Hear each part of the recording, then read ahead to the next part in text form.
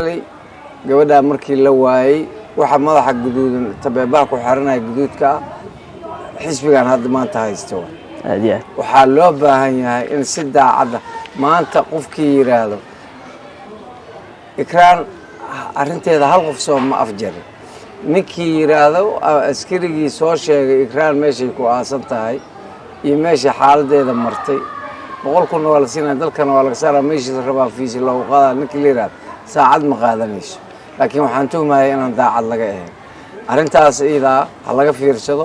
haddii dawladdii ka horeysay saameyn xun ay ku yeelatay oo ay ogaan waayeen oo wixii loo adeegsaday oo campaign-ka loogu campaign garay ay iyada ka mid ahayd tanna waa dhici doontaa waa loogu campaign garaynaya marka arintaas iyada ha ka fiirsadaano ha raadiyaan gabadhaas campaign-day ka ahayd ayagana hadda maxaad u soo saari weyseen oo tal shalay idinka campaign-keeda waxa aad ku urkacsanayseen soo magacii ikraan mehen maxaa u soo saaraysa xilka waad qabatay su'aashaas ku imaan doonto sida inta aan ka fahmayo ayaan la qoystay waxaad ku soo dhawaataan waraysi ee hortabin media la yeelanayso xildhibaan Daahir Amiin Jeeso oo ka tirsan xildhibaanada golaha shacabka ugu horeyn xildhibaan haddii aan ku bilaawno waxaad u soo joogtay waqtiyo aad u badan sidee u aragtaa marxaladda siyaasadeed ee waqtigan dalku ku jiro wallaahi aad u mahadsan tahay hortabin TV-na waa salaamaya waan idin hambaleynayaa inaad igu soo booqataan hoygeyga muxuu ahaa ummadda Soomaaliyeedna wixii ka qarsoon markaas aad u aftiimisaan waxaan u arkaa wax weyn runtii dalka kan Soomaaliya waa dal muddo badan dagaal ku soo jira marxalado kala duwan oo soo maray haddana xilligan la joogo meesha uu taagan yahay meel oo ugu soo gudbay dhibaatooyin intaan ka culus waaye dalka hadda dagaal oo ku jira waad ogtihiin dagaalkaas dalka uu ku jira waa dagaal lagula jira qawaarij oo ay culimadii ka fadwoodeen oo muxuu ahaa in muxuu ahaa argagixisay ay yihiin diin salku leheen culimadii noo sheegeen ummadana ay ku jahwareerinayaan inay arrimo diin ay wadaan waxaasoo dhan aan horeyna u ogeyn dadkayna siyaasadda ku soo jiray dhacdooyinkii la soo maray waan iska ogeen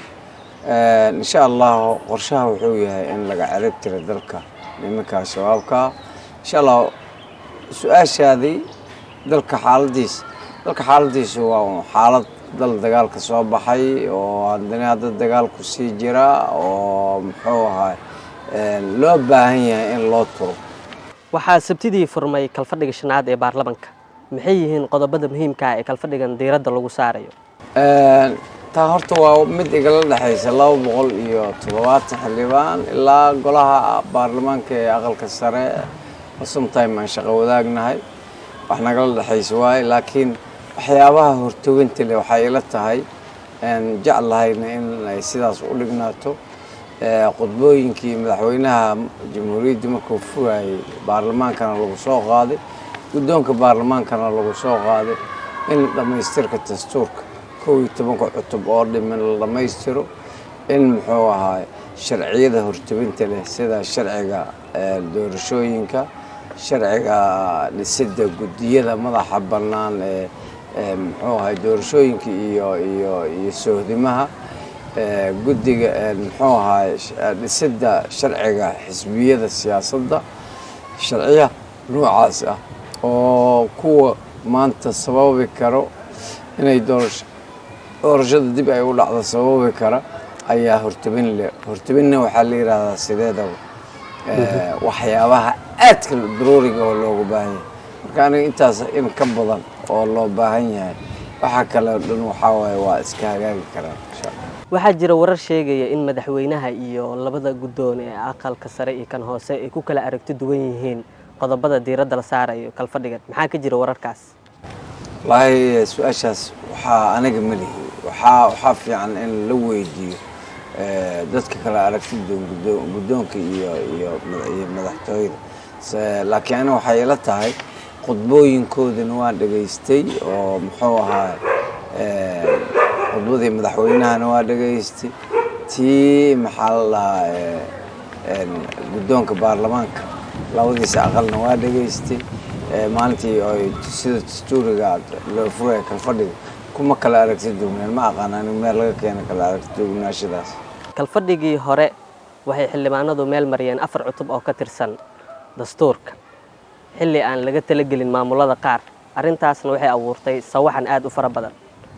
maxay kula tahay ama dawladnimada Soomaaliya ay u dhimi kartaa arrintaas iyo waa mahadsan tahay wax ka bedelka dastuurka waxa loo egmaday labada aqal loo egmaday wax ka bedelka dastuurka labada aqal wax way ka bedeleen si anigu dadkii muxuu ahay ka hadlayaan kamid ahaa ka soo shaqeeyaan kamid ahaa marka sideedaba dowlad goboleed waxa iyaga ay keensadeen oo ay ku soo heshiiyeen oo dowladda golaha fulinta ee xukuumadda ay kula soo heshiiyeen in lagu dari lahaa waaye laakiin looma xil saaran 2012 markii dastuurka qabyada aan ugu soo wareejinay waxa loo xil saartay labadii aqalna way ka shaqeeyeen maqnaanshaha Puntland oo xiriirka kala dhaxeeya dawladda uu marayo heer aad u hooseeya maxay u dhimi kartaa hanaanka dawladnimo ee Soomaaliya ee soo kabanaya waqtigan mar walba Soomaaliya waxa anfacay waxa waaye inay isla shaqeyso horumarka iskala shaqeyso deganaashada iskala shaqeyso Puntland kala xmaan dawlad goboleedyada iyo dhammaan hay'adaha kala duwan inay isla shaqeeyaan ayaa fiican Puntland hadda waa dawlad goboleedkii muxuu ahaa ku dayashada mudnaa muxuu ahaa federaalka dawlad goboleed ugu horeeyay waaye marka waxaan qabaa in arrintaas ay dib dhac noogu keenin oo ay dawladda federaalka ayada xukuumadii dalka in ay arrintaas ay soo dhameeyaan oo ay Puntland waxay tabanayso laga qanciyo halkee isleedahay sartu way ka qoransan tahay oo xaaladan way ka hagaagi laadahay labada dhinac aad ay u kala fogaanayaan anigu ma garanayo anigu fulin anigu waxaan kamid ahay golaha shacabka fulinta ayaa ku habboon in arrintaas iyada ay ka jawaabdo iyo ama dawlad goboleedka maxaa tabanaysa in la Puntland oo kala ay ku habboonta toddobaadkan gudihiisa waxaa kulan ku yeelateen xildhibaano ka mid tahay hotelka Jazeera kulankaas muxuu daarnaa ujeedkiisa kulanka wuxuu daarnaa dib u xoreynta xildhibaanada meesha ku shiray deegaanada laga soo doortay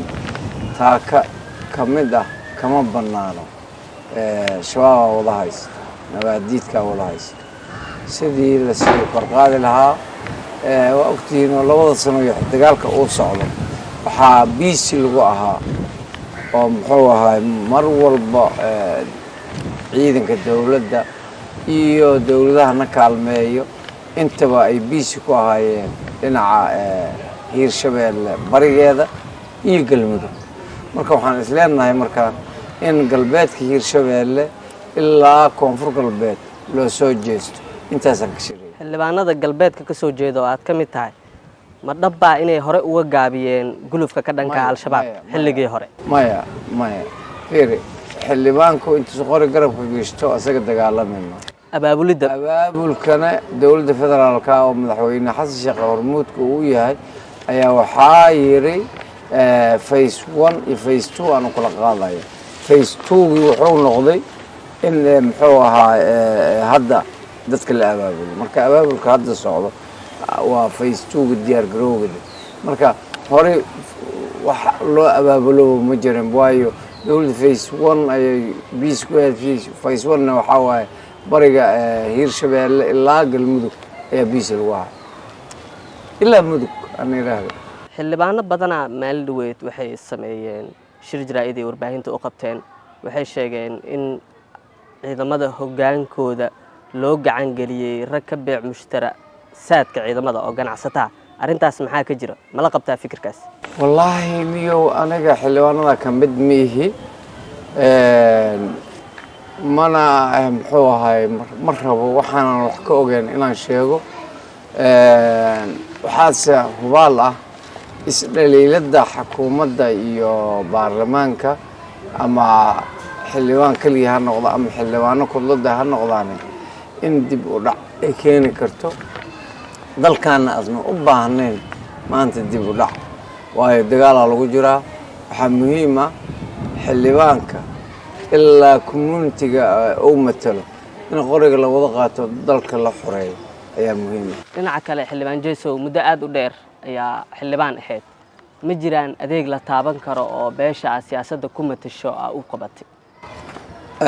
horta nasiib darrada jirtaa waxaa weeye meeshii laga qaban lahaa wax shabaabaa haysta mar haddii shabaab haystana meel aad mashaariic geyn kartaa ma laha. habeen horaan ka hadlay markii shirkada aan ku jirnay boqolaal mashaariic ayaan haynaa oo deegaanka aan la geyn karin laakiin de shacabka Soomaaliyeed oo dhan hadda xor waxa uu ah xamar wixii xamar joogo oo dadka muxuu aan matala wixii loo qaban karo waa waqtiga insha Allah waana u qabanaya. sidee u aragtaa xaaladda ay ku sugan tahay maamulka Hirshabelle oo dadka qaar ay u arkaan mid aan sidii maamulada kaleeto u dhaqaaqaynin oo aan howl badan aysan ka socon? Hirshabelle hambowlaheedii waxaa haysta shabaab dalkan wuxuu qani ku yahay oo la dhihi karaa dhaqaalihiisa dhanba oo ku salaysan yihiin waayo shidaal ma qabno macdan kalena ma soo saarno waa bar iyo beer barti iyo beertina shabaabaa haysta markii laga kor qaado shabaab ee dalkan xorriyad buuxda uu helo dadkiisana ay u helaan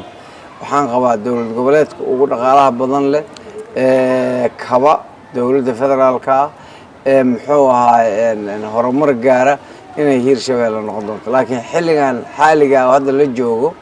waxaad ogtihiin bar iyo beertii dhulkii laga tacbaayay beeraha dhulkii xoolaha lagu dhaqaayay waxaa haysta shabaab labada gobol Hirshabelle ka kooban tahay shabeellada dhexe iyo Hiiraan labadaba waa labadii gobol ugu qanisanay oo qofka loo ka shaqeeya muxuu ahaa oo jeclaysan jiray ninkii la yiraahdo Hiiraan lagu bedelay ama Johor lagu bedelay shabeellada dhexe lagu bedelay farxad uguma dhineen dawladihii dalka Soomaaliyeed dadka dhalinyaradiin soo gaar marka أنا waxaan qabaa in la xoreeyo horta markaas xisaabtan asimaan karaan صح mushkiladda Hirshabelle Cali Guudlaawe ma aragtaa? maya sabab waxaan ku yiri Cali Guudlaawe wuxuu ka mid yahay shakhsiyaalka hoggaanka waa muxuu ahaa hoggaankana wuxuu u baahan yahay dhul baaxad leh oo muxuu ahaa sidoo doono howlihiisa ugu qabto shaqadiisa ku gudan karo waajibkiisa ku gudan karo Cali Guudlaawe inta qori garab ka geysto muxuu ahaa iyo muxoreynay rugrug iyo masaaroole iyo muxoreynay oo Hirshabelle laakiin waxa la leeyahay xoogii loo baahnaa ma gelin dagaalka hadda dagaalka bariyaas ka dhimaan la dawladii asaga baad isiigo tageen bariga ka dhimaan laayeen marka lama dhihi karo Cali Guudlaawe ayaa arqalad ku ah dhawaan waxa hadashay hooyada Igraan Tahliil taas oo sheegtay inaan wili laga gungaarin kiiska gabadheeda arintaas ina baaritaan ku sameeyso ama dawladda ay kala hadasho maxaa ka hortaagan wallahi boqolaal maran kala hadlay dawladda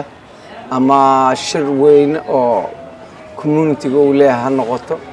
ama ha noqoto muxuu ahaa si gaar ah dawladda federaalka ha noqoto dhowr maran kala hadlay tiiksii horeysay kala hadlay anigu Igraan xildhibaankeeda qaaska iyo waliba adeerkeedna waa marka waxaa loo baahan yahay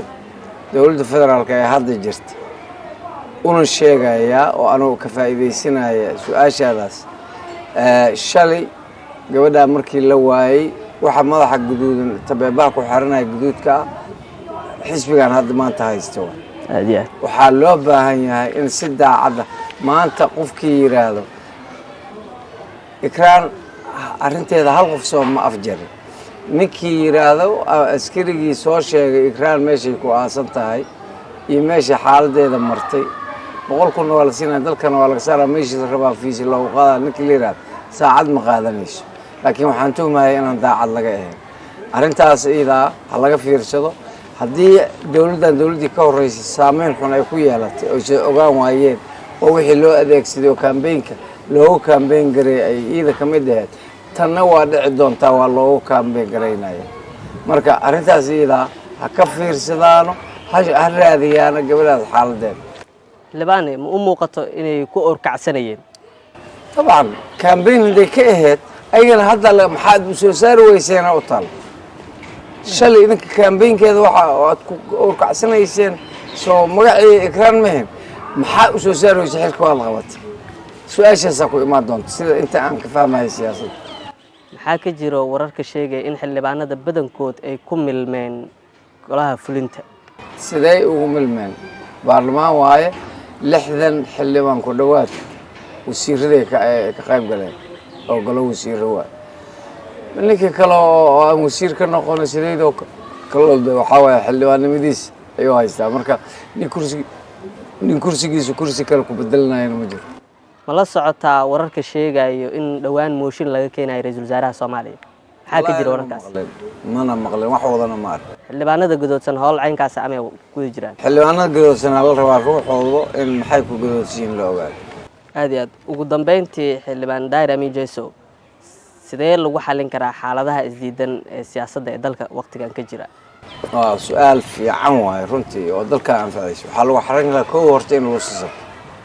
كاميريستهاس كاميرا نقدوبها أيو لقب اللابو إلا يونيكو وصر المدحوين حسن شيقة إلا يسوسب وغفل بنا أو مستواها كجوج وحس كقبن كرو وكقبت أنتوا حلقة في يسقف البابا تا كذا ودل كان كقابل كرو وكفكروا مسكحة وقليل كو إن دلك الدجالك أسكون جرا أنا ضد جار اللوجس منه عن كوض قريب قال صحافة ده كقريب قشوا عيدن كقريب قالوا محور السياسي كقريب قالوا odayaasha dhaqanka iyo aqoon-yahaniinta ay ka qayb galaan dagaal waxa waaye argagaxiso waaye caalamka oo dhan waa isku soo xoreeyeen meesha kaliya ay ku ilmo dhaleen ay ku gaamureen waa deegaankeena waddankeena waaye marka waxaan qabaa anigu dhammaan dagaalka laga qayb galo tan saddexaad waxaa weeye canshuurta iyaan la fakan dal canshuur la-aan ma socdo si dhaqaalaha dalkaas u kamo canshuur bixiyaasha waa inay bixiyaan canshuurta daawadayaal intaas ayaan ku soo gabagabeynaynaa waraysi aan la yeelanay xildhibaan Daahir Amiin Jeeso aad ayaan kugu mahadcelinaynaa